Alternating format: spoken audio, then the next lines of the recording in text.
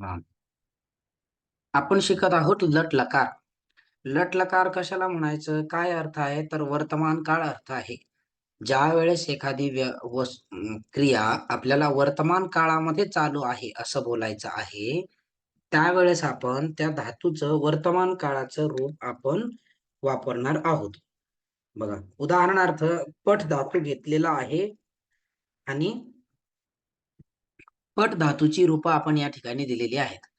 आता धातुरूप हे फक्त प्रथम पुरुष, मध्यम पुरुष आणि उत्तम पुरुष हेच फक्त धातूची रूपं आहेत. हे जे मध्ये कर्ता कर्ता कर्ता दिलेलं आहे, हे धातूची रूपं नाहीत, ही सर्वनामाची रूपं आहेत. त्यामुळे ज्या वेळेस तुम्ही धातूच रूपानीचा टेबल लर्न कराल, त्यावेळेस तुम्हाला फक्त प्रथम पुरुष, मध्यम पुरुष आणि उत्तम पुरुष हे तीनच रो लर्न करायचे आहेत. ठीक है, हम सीख रहे हैं धातु रूपानी। उसमें पहला लकार है लट लकार, जिसका वर्तमान काल के लिए प्रयोग किया जाता है। मीनिंग है पट धातु हमने यहाँ पर लिया है सीखने, पढ़ने, हिंदी में पढ़ना, ठीक है। और वाचने मतलब इसका मीनिंग होता है रीडिंग करना। दोनों मीनिंग होते हैं, तो हमें जो भी चाहिए, जिस भी सिचुएशन के बारे में बात करनी है, उस सिचुएशन का मीनिंग हम वहां पे ले सकते हैं। तो धातु रूपानी में प्रथम पुरुष, मध्यम पुरुष और उत्तम पुरुष ऐसे तीन पुरुष होते हैं। ठीक है, एक वचन, द्विवचन और बहुवचन, ये तो कायम रहेगा। एक वचन, द्विवचन, बहुवचन का मीनिंग पता है आपको? कौन बताएगा एक वचन किसे कहते हैं? गार्गी बताओ।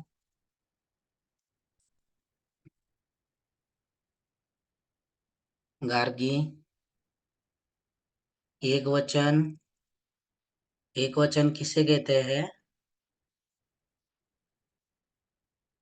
प्रेम। तर कोणत्याही एक वस्तू या असतात तेव्हा एक वचन बरोबर. कोणत्याही व्यक्ती किंवा वस्तूबद्दल, एका व्यक्ती किंवा वस्तूबद्दल आपल्याला बोलायचं असेल, तर त्याच्यासाठी आपण एक वचन वापरतो. द्विवचन, दोन वस्तू किंवा व्यक्ती बरोबर बद्दल बोलायचं आहे, त्यावेळेस आपण द्विवचन वापरू. आणि बहुवचन म्हणजे ज्या वेळेस आपण तीन किंवा तीन पेक्षा जास्त वस्तू किंवा व्यक्तीबद्दल आपल्याला बोलायचं आहे, त्यावेळेस आपण बहुवचन वापरतो. आता राहिला प्रश्न प्रथम पुरुष, मध्यम पुरुष आणि उत्तम पुरुष. हे व्यवस्थित समजून घ्या. समजण्यासाठी मी तुम्हाला इथे कर्ता दिलेला आहे. प्रथम पुरुष कोणाला म्हणायचं, मध्यम पुरुष कोणाला म्हणायचं आणि उत्तम पुरुष कोणाला म्हणायचं, हे समजल्यावरती तुम्हाला हे कर्ता का दिलेले आहेत ते समजणार आहे. ठीक आहे, तर पहा या स्लाइड वरती प्रथम पुरुष कशाला म्हणायचं, मध्यम पुरुष कशाला म्हणायचं आणि उत्तम पुरुष कशाला म्हणायचं इथे दिलेलं आहे. प्रथम पुरुष म्हणजे ज्याच्या विषयी आपण बोलत आहोत. हिंदी में हम समझ लेते हैं, प्रथम पुरुष मतलब क्या, जिसके बारे में हम बात कर रहे हैं। ठीक है, मध्यम पुरुष मतलब क्या, जिससे हम बात कर रहे हैं। मराठीमध्ये ज्याच्याशी आपण बोलत आहोत, म्हणजे समोरच्या व्यक्तीशी बोलत आहोत. ठीक आहे, उत्तम पुरुष आणि ज्या वेळेस आपल्याला स्वतःबद्दल बोलायचं आहे, त्यावेळेस आपण उत्तम पुरुषाचा प्रयोग करतो, उत्तम पुरुष वापरतो. प्रथम पुरुष मतलब जिस व्यक्ति के बारे में हम बात कर रहे हैं, वो व्यक्ति। मध्यम पुरुष जिससे हम बात कर रहे हैं, वो व्यक्ति। और उत्तम पुरुष हम खुद, मतलब जब हम हमें खुद के बारे में बात करना है, हम अकेले या हम दोनों या हम सब, ठीक है, उसे हम बोलते हैं उत्तम पुरुष। एग्जाम्पल से समझ लेते हैं, जैसे मैं और अर्जुन बात कर रहा है। ठीक है, कौन बात कर रहे हैं? मैं और अर्जुन बात कर रहा हूं। किसके बारे में बात कर रहा हूं? प्रेम के बारे में बात कर रहा हूं। मैं अर्जुन को बता रहा हूं प्रेम बहुत ही अच्छा छात्र है, जो बहुत ही अच्छा पढ़ाई करता है, अच्छे से क्लास में ध्यान देता है, ठीक है, होमवर्क टाइम पर कंप्लीट करता है। ऐसे मैं किसे बता रहा हूं? कीर्तना, किसे बता रहा हूं मैं ये? अर्जुन अर्जुन को बता रहा हूं। ठीक है, अब यहाँ पर प्रथम पुरुष कौन है? प्रेम प्रेम प्रथम पुरुष है, वेरी गुड। ठीक है, अब देखो मैं और अर्जुन बात कर रहे थे, मैं किसके बारे में बात कर रहा था? प्रेम के बारे में बात कर रहा था कि प्रेम ऐसा ऐसा है, इसलिए प्रेम हुआ प्रथम पुरुष। तो मतलब प्रथम पुरुष, जब प्रेम के बारे में मैं बात कर रहा था तब मैं धातु रूपानी में कौन से पुरुष का प्रयोग कर रहा था? प्रथम पुरुष का प्रयोग कर रहा था, करना पड़ेगा, क्योंकि मैं तीसरे व्यक्ति के बारे में बात कर रहा हूँ। ठीक है, जिसके बारे में बात कर रहे हैं वो होता है प्रथम पुरुष। अभी मैं अर्जुन को ही बोल रहा हूँ, हे अर्जुन, तुम अच्छा पढ़ते हो, रेगुलरली स्कूल आते हो, क्लास में अच्छे से ध्यान देते हो। ठीक है, अब मैं किसके बारे में बात कर रहा हूँ? सामने वाले अर्जुन। व्यक्ति के बारे में बात कर रहा हूँ। अर्जुन। मतलब हाँ, जिससे मैं बात कर रहा हूँ वो कौन सा पुरुष हुआ? अर्जुन कौन सा पुरुष आया होगा? मध्यम पुरुष। मध्यम पुरुष होगा। मध्यम ठीक पुरुष। है, बिल्कुल सही, वेरी गुड। अभी मैं खुद के बारे में बात कर रहा हूँ। मैं आप सब लोगों को बोल रहा हूँ कि हे छात्र, मैं आपका अभी अध्यापक हूँ, तो मैं जो जो भी आपको होमवर्क दूंगा वो आपको करना है। और कल मैं यहाँ पे उत्तम जाने पुरुष। वाला हूँ, इसलिए क्लास नहीं होगा। तो अब जब मैं ऐसे मेरे खुद के बारे में बात कर रहा हूँ तो मैं कौन सा पुरुष हुआ? उत्तम पुरुष। उत्तम पुरुष। अभी देखो, प्रथम उत्तम पुरुष, पुरुष। प्रथम पुरुष, मध्यम पुरुष और उत्तम पुरुष किसे समझ में नहीं आया है?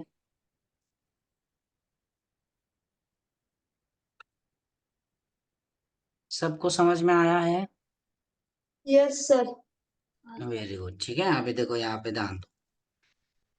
हर एक पुरुष में एक वचन, द्विवचन और बहुवचन होता है। इसलिए जिस व्यक्ति के बारे में हम बात कर रहे हैं वो यदि एक है तो हम प्रथम पुरुष एक वचन का प्रयोग करेंगे। जैसे यहाँ पर मैं जब अर्जुन को बता रहा था कि प्रेम इस तरह से है, तो मैं प्रेम एक के ही बारे में बात कर रहा था, इसलिए मैं प्रेमः पठति इस तरह से प्रथम पुरुष एक वचन का प्रयोग करूंगा। लेकिन मैं यदि दो व्यक्ति के बारे में बात कर रहा हूँ कि हे अर्जुन, प्रेम और गार्गी ये क्लास 8 के छात्र है, अब मैं गार्गी और प्रेम इन दोनों के बारे में बात कर रहा हूँ, इसलिए मैं प्रथम पुरुष द्विवचन का प्रयोग करूंगा। और मैं किसी को बता रहा हूँ कि वो सब छात्र अष्टमी कक्षा के हैं अथवा इस विद्यालय के हैं, तब उसके लिए मैं प्रथम पुरुष बहुवचन का प्रयोग करूंगा। मतलब जब एक व्यक्ति के बारे में हम बात कर रहे हैं तो प्रथम पुरुष एक वचन, जिसके बारे में बात करें थर्ड पर्सन, तीसरा व्यक्ति। और जब वो व्यक्ति दो होंगे तो उसके लिए हम द्विवचन, और तीन या तीन से ज्यादा हुए तो बहुवचन। यही एक वचन, द्विवचन, बहुवचन शब्द रूपानी में भी आएगा। ठीक है, यहाँ पे ध्यान दो। अभी अभी यहाँ पे कर्ता दिया है, जिसके बारे में हम बात कर रहे हैं उसके लिए कर्ता यहाँ पर दिया है। तत्सर्वनाम है, तत्सर्वनाम के रूप बनते हैं। तो यहाँ पे ब्रैकेट में आपको तीन तीन रूप दिख रहे हैं। सह, सा, तत् एक वचन में, तौ, ते द्विवचन में, ते, ताहा, तानी बहुवचन में। बस इसको ऐसा नहीं पढ़ना है। तो कैसे पढ़ना है? पहले पुल्लिंग दिया है, बाद में स्त्रीलिंग दिया है, और उसके बाद में नपुंसकलिंग यहाँ पर दिया है। तो सह, तौ, ते पुल्लिंग इस तरह से पढ़ना है। सा, ते, ताहा स्त्रीलिंग, तत्, ते, तानी नपुंसकलिंग, इस तरह से पढ़ना है। हर एक लिंग का, पुल्लिंग का एक वचन, द्विवचन, बहुवचन, स्त्रीलिंग का एक वचन, द्विवचन, बहुवचन, और नपुंसकलिंग का एक वचन, द्विवचन और बहुवचन। ठीक है, ऐसे पढ़ना है। सह, तौ, ते, फिर से एक बार ध्यान से स्क्रीन पर देखिए। सा, ते, ताहा, तत्, ते, तानी। ठीक है, तत् का मीनिंग क्या है? तत् का मीनिंग होता है वह, मराठीमध्ये तो. ठीक आहे, जी व्यक्ती आपल्यापासून दूर आहे त्या व्यक्तीबद्दल बोलण्यासाठी आपण तत् हे सर्वनाम वापरतो. आता फक्त तत् हे सर्वनामच प्रथम पुरुषामध्ये वापरलं जातं असा अर्थ नाही, परंतु समजण्यासाठी आपण फक्त तत् हे सर्वनाम घेतलेलं आहे. परंतु प्रथम पुरुषामध्ये तत् व्यतिरिक्त सुद्धा दुसरे सर्वनाम वापरले जातात, कारण की ज्याप्रमाणे दूरच्या व्यक्तीबद्दल बोलण्यासाठी आपण तत् सर्वनाम वापरतो, त्याप्रमाणे प्रथम पुरुषामध्ये जवळच्या व्यक्तीबद्दल बोलताना सुद्धा आपण एतत् सर्वनाम वापरतो. कोणतं सर्वनाम वापरतो? एतत्. ते पुढे येणार आहे सर्वनामाच्या विभागामध्ये, ते आपण शिकणार आहोत. फक्त इथे आपल्याला पुरुष समजून घेण्यासाठी आपण एक सर्वनाम इथे घेतलेला आहे तत्सर्वनाम. ठीक आहे, इथपर्यंत समजलंय. आता बघा, सह म्हणजे काय? तो. ठीक आहे, सह पठती, तो शिकत आहे. सा पठती, स्त्रीलिंगाचं, सा पठती, ती शिकत आहे. आता तत् म्हणजे नपुसक लिंगासाठी वापरलं जातं. तर आता पठ धातू आहे आणि शिकणे हा अर्थ आहे, त्यामुळे तत्चा प्रयोग इथे पठती बरोबर केला जाणार नाही. कारण की नपुसक लिंग शिकत आहे असं आपण म्हणत नाही. ज्या वेळेस पडणे किंवा अशा अर्थाचा धातू असेल की ज्याबरोबर नपुसक लिंगाचा प्रयोग होऊ शकतो, त्याबरोबर आपण तत्पठती याप्रमाणे वाक्य जे आहे ते बनवू शकतो. ठीक है, यहाँ तक समझ में आया है? सह पठती, वो पढ़ रहा है. सा पठती, वो पढ़ रही है. तौ पठतः, वो दोनों पढ़ रहे हैं. ते पठतः, वो दोनों पढ़ रही है. ते पतंती, वो पठंती, वो सब पढ़ रहे हैं. ताहा पठंती, वो सब पढ़ रही है. आगे मध्यम पुरुष. मध्यम पुरुष किसे कहते हैं कीर्तना? मध्यम पुरुष किसे कहते हैं?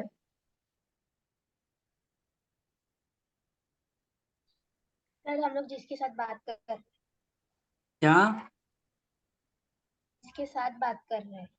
हाँ, जिस व्यक्ति के साथ हम बात कर रहे हैं उसे हम मध्यम पुरुष कहते हैं. बहुत सारे संस्कृत के बुक में जो श्रोता होता है उसे भी मध्यम पुरुष कहा गया है. बट मैंने स्कूल में बताया था कि वो डेफिनेशन जो है वो पूरी तरह से सही नहीं है. कैसे सही नहीं है? जैसे मैं अभी यहाँ पर अर्नव से यदि बात कर रहा हूँ कि हे अर्नव, तुम क्या कर रहे हो, ऐसा यदि मैं बात कर रहा हूँ, तो मेरे दृष्टि से अर्णव जो है वो मध्यम पुरुष है. ठीक है, लेकिन यदि मध्यम पुरुष की परिभाषा, डेफिनेशन हम ऐसे करें कि जो व्यक्ति सुन रहा है, जो सुन रहा है वो मध्यम पुरुष होता है. तो यहाँ पर अर्णव को छोड़ के सभी व्यक्ति मेरा आवाज सुन रहे हैं. सही है, तो जो जो मेरा आवाज सुन रहा है वो सभी मध्यम पुरुष हो जाएंगे. बट वो मध्यम पुरुष है क्या? नहीं है. जैसे मैं यहाँ पर पढ़ा रहा हूँ, मेरा आवाज रूम के बाहर जा रहा है, तो वहां पर कोई यदि मेरा आवाज सुन लेता है तो वो भी मध्यम पुरुष हो जाएगा. बट जो सुनने वाला हर व्यक्ति है वो मध्यम पुरुष नहीं होता है. इसलिए हमने उसकी डेफिनेशन क्या की है, हम जिस व्यक्ति के बारे में, सामने वाले व्यक्ति के बारे में जब हम बात करते हैं, जिससे हम बात करते हैं, वही मध्यम पुरुष होता है. अब चाहे आवाज पूरी दुनिया सुन ले, बट बाकी के मध्यम पुरुष नहीं होंगे. सिर्फ जिससे हम बात कर रहे हैं वही मध्यम पुरुष होगा. जैसे मैं यदि प्रज्ञेश से बात कर रहा हूँ, बाकी कोई भी आवाज मेरा यदि सुन रहा है तो सिर्फ प्रज्ञेश ही यहाँ पर मध्यम पुरुष होगा. ठीक है, तो सामने वाले व्यक्ति के बारे में सामने वाले व्यक्ति से हम बात कर रहे हैं तो सामने वाला व्यक्ति मध्यम पुरुष होता है. इसलिए हम उसे हिंदी में कैसे बोलेंगे? तुम करके बोलेंगे. तुम कहाँ जा रहे हो? और मध्यम पुरुष में वो करके बोलेंगे. वो क्या कर रहा है? वो कौन है? वो उसका नाम क्या है? ऐसे मध्यम पुरुष में कैसे बात करेंगे? तुम दोनों, तुम सब. ठीक है, इसलिए यहाँ पर कर्ता दिया है. तुमको संस्कृत में क्या बोलते हैं? त्वम बोलते हैं. तुम दोनों को क्या बोलते हैं? युवाम बोलते हैं. और तुम सबको क्या बोलते हैं? तो यूयम बोलते हैं. ठीक है, त्वम तुम अकेले, युवाम तुम दोनों, यूयम तुम सब. इसका ही मीनिंग जब हम इसे ही जब हम क्रियापद के साथ जोड़ेंगे मध्यम पुरुष के साथ, तब हमारा सेंटेंस बनेगा. त्वम पठसी, तुम पढ़ रहे हो. युवाम पठतः, तुम दोनों पढ़ रहे हो. यूयम पठथ, तुम सब पढ़ रहे हो. आगे उत्तम पुरुष. उत्तम पुरुष किसे कहते हैं? सानिध्य.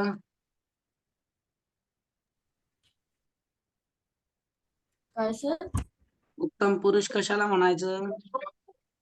सर जो बोलत असतो त्याला उत्तम पुरुष म्हणतात. हा, ज्या वेळेस स्वतःबद्दल बोलायचं आहे त्यावेळेस त्याला आपण उत्तम पुरुष असं म्हणतो. म्हणजे स्वतः म्हणजे मी अथवा आम्ही करून ज्या वेळेस आपल्याला बोलायचं आहे त्यावेळेस आपण उत्तम पुरुषाचा उपयोग करतो. हिंदी में जब हम खुद के बारे में हमें बात करनी है कि मैं या हम करके, तब हम उत्तम पुरुष का प्रयोग करते हैं। कर्ता कौन है वो पहले देखते हैं। अस्मत् सर्वनाम है। अहम, आवाम, वयम, मैं, हम दोनों, हम सब। ठीक है, मराठी में मी, आम्ही दोघे आणि आम्ही सर्व। इसको जब हम क्रियापद के साथ जोड़ेंगे उत्तम पुरुष में, अहम पठामी, मैं पढ़ रहा हूं या रही हूं, एक होगा। आवाम पठावह, हम दोनों पढ़ रहे हैं। वयम पठामह, हम सब पढ़ रहे हैं। मराठीमध्ये अहम पठामी, मी शिकत आहे अथवा मी वाचत आहे। आवाम पठावह, आम्ही दोघे शिकत आहोत अथवा वाचत आहोत। वयम पठामह, आम्ही सर्वजण शिकत आहोत अथवा वाचत आहोत। सानिध्य काय आहे? सर ते जे प्रथम पुरुष, मध्यम पुरुष, उत्तम पुरुष मध्ये कर्ताच्या बाजूला जे ब्रॅकेट मध्ये दिलं ते म्हणजे काय असते? ब्रॅकेट मध्ये याच्यासाठी दिलेला आहे, कर्त्याच्या चार्ट मध्ये त्यांना गृहीत धरायचं नाहीये. कोणतं कर्त्याच्या, ते तत् युष्मत अस्मत् का? हो सर. हा, तर ते सर्वनाम आहेत. सर्वनाम, सर्वनाम म्हणजे काय? जे नामाच्या जागेवरती आपण वापरतो. ठीक आहे, जसं की सानिध्य, असं नाव मला वापरायचं नाहीये, पण तू बोलत आहेस त्यावेळेस मी म्हणणार सह पठती, शिकत आहे, सह पठती, तो शिकत आहे। सह कह, त्यानंतर मी म्हणणार की सानिध्य पठती, सह सानिध्य पठती, तो सानिध्य शिकत आहे, अशा पद्धतीने। ठीक आहे, तर तत्चा अर्थ आहे तो, ती, ते। ठीक आहे, युष्मतचा अर्थ आहे तू किंवा तुम्ही दोघे, तुम्ही सर्व, तू, तुम्ही दोघे, तुम्ही सर्व। अस्मद, मी। ठीक है, यहाँ पर ध्यान दो, प्रथम पुरुष में पुल्लिंग, स्त्रीलिंग, नपुंसकलिंग के लिए समझ में आया? सानिध्य समझ में आया? तत्, युष्मद और अस्मद क्या है? सर्वनाम है, उसका मीनिंग है, तत् का मीनिंग है वह, युष्मद का मीनिंग है तुम सब, अथवा अस्मद का मीनिंग है मैं या हम सब। ऐसे प्रथम पुरुष में तत् के साथ साथ और भी सर्वनाम का प्रयोग किया जाता है। ठीक है, लेकिन मध्यम पुरुष और उत्तम पुरुष में सिर्फ युष्मद और अस्मद का ही प्रयोग किया जाएगा, दूसरे कौन से भी सर्वनाम का प्रयोग किया नहीं जाता है। इसके भी पूरे प्रथमा, द्वितीय, तृतीय, सप्तमी तक विभक्तियां बनती है। यहाँ पर सिर्फ आपको समझने के लिए प्रथमा विभक्ति इन सर्वनामों की दी है। ठीक है, मीनिंग, क्रियापद का, धातु का मीनिंग समझने के लिए। तो मध्यम पुरुष में सिर्फ युष्मत सर्वनाम का ही प्रयोग होगा, उत्तम पुरुष में सिर्फ अस्मत् सर्वनाम का ही प्रयोग होगा, लेकिन प्रथम पुरुष में तत् के अलावा और भी सर्वनाम का प्रयोग होगा, क्योंकि तत् के, प्रथम पुरुष की हमने जो परिभाषा की है उसका मीनिंग क्या है कि जिस व्यक्ति के बारे में हम बात कर रहे हैं, और जिस व्यक्ति के बारे में हम बात कर रहे हैं वो व्यक्ति यदि दूर है तो तत्सर्वनाम का प्रयोग करेंगे, क्योंकि हम हिंदी में वह करके बात करेंगे। प्रथम पुरुष की व्यक्ति यदि पास में है तो उसके लिए अलग सर्वनाम एतत् का प्रयोग करना पड़ेगा, जो हम सर्वनाम में सीखने वाले हैं। तो एक बार यहाँ पे सुकन्या, कुछ डाउट है?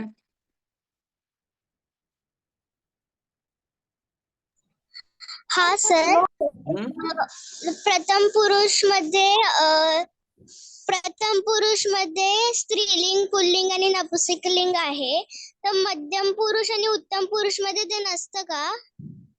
वेरी गुड, ठीक है, बहुत बढ़िया डाउट पूछा है, ये बताने वाला था मैं अभी। प्रथम पुरुष में पुल्लिंग, स्त्रीलिंग और नपुंसकलिंग के लिए अलग अलग सर्वनाम, मतलब एक ही सर्वनाम है बट उसके अलग अलग रूप किए गए हैं। लेकिन मध्यम पुरुष और उत्तम पुरुष में पुल्लिंग, स्त्रीलिंग, नपुंसकलिंग के लिए एक ही सर्वनाम का प्रयोग किया है। ऐसा क्यों है? अभी नपुंसकलिंग तो मध्यम पुरुष और उत्तम पुरुष में ज्यादातर आता नहीं है।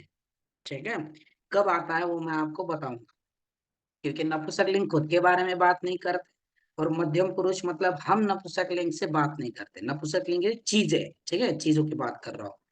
तो यहाँ पर स्त्रीलिंग और पुल्लिंग ऐसे अलग अलग सर्वनाम यहाँ पर नहीं दिए है। क्यों नहीं दिया है? क्योंकि यदि हम हिंदी में भी यदि देखें तो हम जब सामने वाले व्यक्ति से बात कर रहे हैं, वो चाहे पुल्लिंग हो चाहे स्त्रीलिंग हो, हम उससे जब अब बात करेंगे तो तुम करके ही करेंगे। जैसे लड़की हो तो तुम पढ़ रही हो, लड़का हो तो तुम पढ़ रहे हो। ये तुम में कुछ चेंज हुआ है? नहीं हुआ है। तुम दोनों, जैसे दो लड़कियां है, दो लड़कियां जा रही है, तुम दोनों जा रही हो, और दो लड़के जा रहे हैं तो मैं वही बोलूंगा तुम दोनों जा रहे हो। तो ये तुम में कुछ चेंज हुआ है? नहीं हुआ है।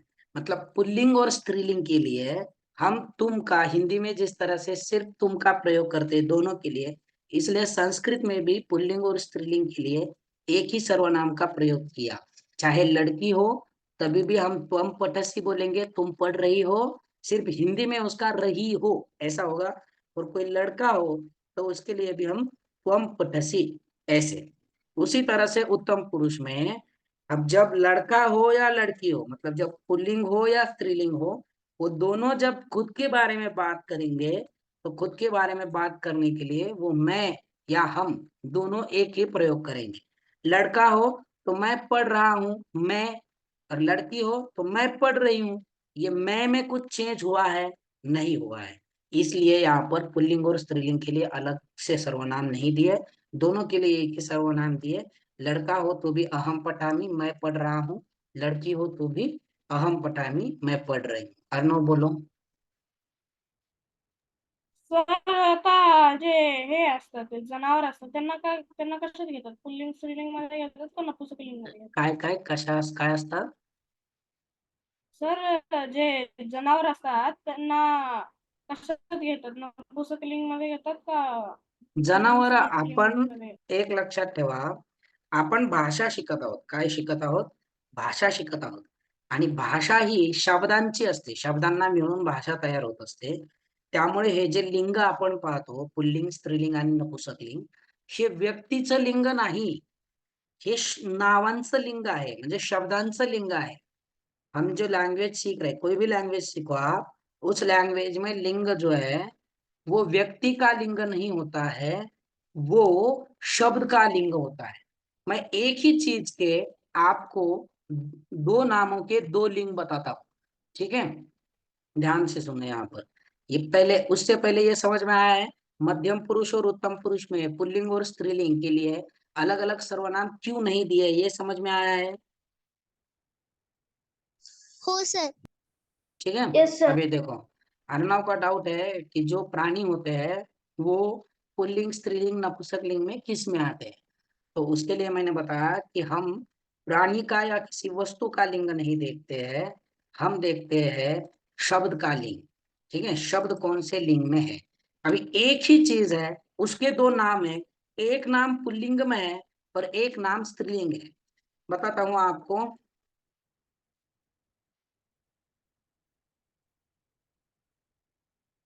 पिकः,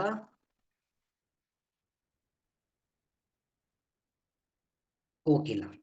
देखो, दोनों संस्कृत नाम है, दोनों भी एक ही पंछी के नाम है, दोनों एक ही पंछी के नाम है।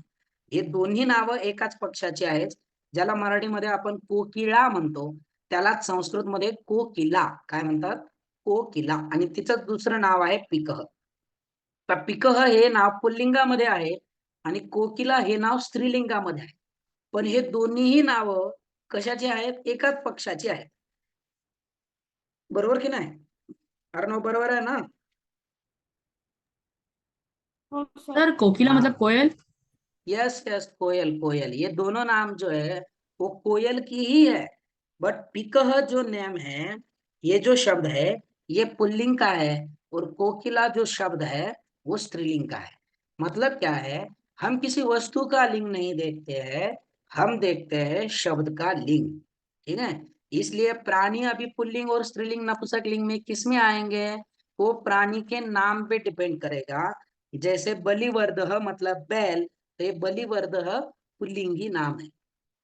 समझ में आया ना? कभी कभी वस्तु पे भी मतलब हमें समझ में आता है। जैसे अभी सीधी सीधी बात है, कोई लड़का है तो उसका नाम है पुल्लिंग में आएगा, लड़की है वो स्त्रीलिंग में आएगी। बट हमेशा ऐसा नहीं होता है, क्योंकि हम लैंग्वेज सीख रहे हैं तो शब्द का लिंग हमें देखना पड़ता, शब्द का ही लिंग हम देखते हैं। बट कभी कभी समझने के लिए हम वस्तु की तरफ जाते हैं, पुल्लिंग, स्त्रीलिंग, नपुंसकलिंग। ठीक है, डाउट क्लियर हुआ है अर्णव? हो सर. अभी देखो, यहाँ पर हमने प्रथम पुरुष, मध्यम पुरुष और उत्तम पुरुष हमने अभी लट लकार का सीखा है। तो मीनिंग कैसे होगा हिंदी में एक बार बताते हैं। सह पठती वो पढ़ रहा है, सा पठती वो पढ़ रही है, तौ पठतः वो दोनों पढ़ रहे हैं, ते पठतः वो दोनों पढ़ रही है, ते पठंती वो सब पढ़ रहे हैं, ताहा पठंती वो सब पढ़ रहे हैं। नपुंसकलिंग हम पठती के साथ नहीं ले सकते क्योंकि वो सीखता नहीं है। ठीक है, मध्यम पुरुष त्वम पठसी तुम पढ़ रहे हो, युवाम पठतः तुम दोनों पढ़ रहे हो, यूयम पठतः तुम सब पढ़ रहे हो। पढ़ रहे हो हमेशा हम पढ़ रहे हैं ऐसा ही मीनिंग कर रहे हैं, क्योंकि लट लकार वर्तमान काल प्रेजेंट टेंस हम सीख रहे हैं, तो उसमें ऐसे ही मीनिंग होगा कि खा रहा है, पी रहा है, इस तरह से। अहम पठामी मैं पढ़ रहा हूँ, आवाम पठावह हम सब पढ़ रहे हैं, हम दोनों पढ़ रहे हैं, वयम पठामह हम सब पढ़ रहे हैं। सेम ये वाक्य जो है वो यहाँ पर आपको चार्ट में मराठी में दिए है। ठीक है, यह अनुवाद समझ में आया है? हर एक पुरुष में सर्वनाम के साथ किस तरह से सेंटेंस मैंने बताया और उसका किस तरह से अर्थ किया है, ये समझ में आया है कीर्तना और हृदय? Yes sir. कीर्तना समझ में आया है? ठीक है, इसका स्क्रीनशॉट आप ले लो, हर एक स्लाइड का स्क्रीनशॉट आपको लेना है, क्योंकि आपको मैं होमवर्क भी देने वाला हूँ आज से।